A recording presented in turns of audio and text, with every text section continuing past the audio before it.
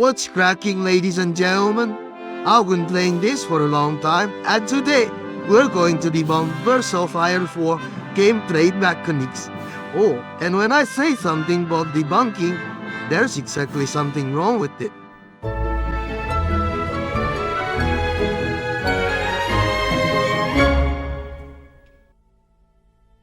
So Birds of Fire 4 is a grand strategic battle simulation developed by Paradox Interactive, who also developed another war games, according to Wikipedia. And for those of you who are similar to other simulation games like Sims or Gran Turismo, well, the concept isn't that different. For example, in The Sims you can control someone to do whatever you want him to do, making a girlfriend, making her become friends with your high school crush in your heaven, or even copying your daily routines like cooking, playing games inside the game, show the forums, collecting metals, crystals, weird crystals, and I'm not saying it's space aliens, right? But it goes without saying it's fucking space aliens! sounds like a god, ain't it? Well, in Hearts of Iron 4 you can control a war army, you can be a German Reich, USA, and on my case, I choose Japan. And for those of you who are curious about what the hell is Miku doing in there, well, I'm not going to explain it in here because this is a section about gameplay mechanics. But all I know, back in the World War II, Japan used to worship their emperor like a god. No offense. Okay, speaking of the mechanics, we're going to debunk everything in the section tabs. First, you have the main tab, which describes which country you're controlling.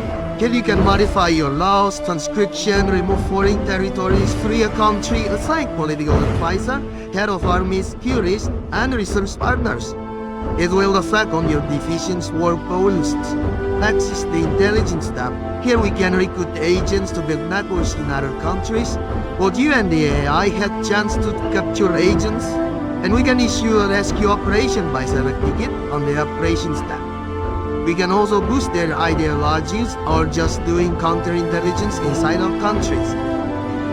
Next we got the trade and diplomacy tab.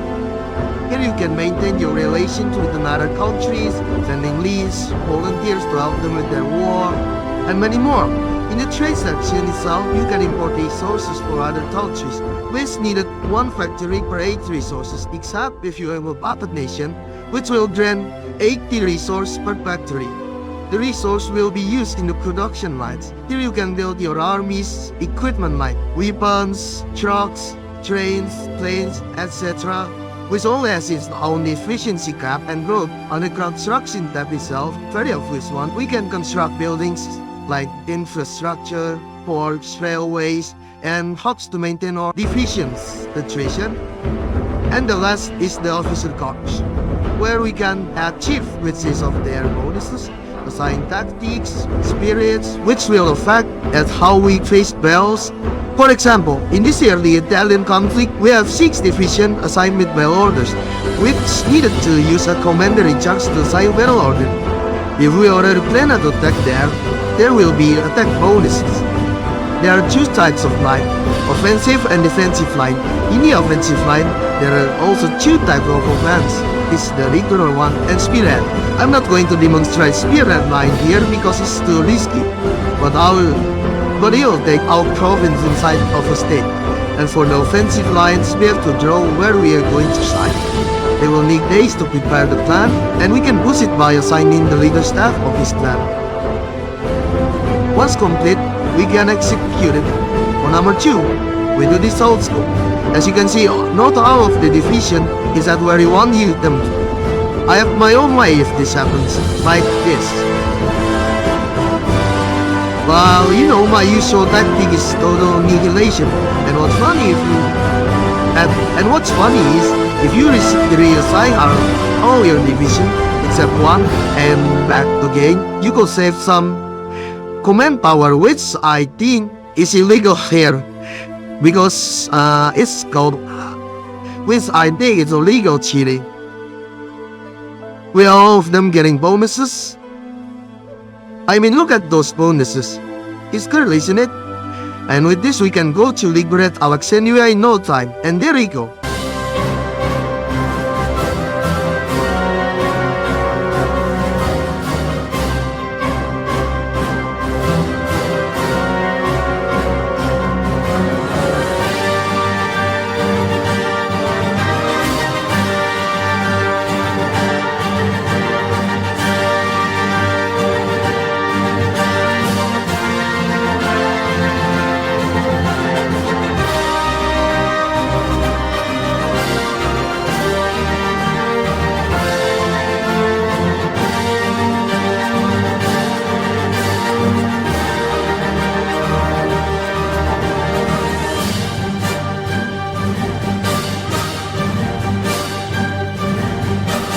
And there you go, North Africa Axis Petrarch ay determined night. Actual January night na. Actually, it's January 9 40 ba? Umara.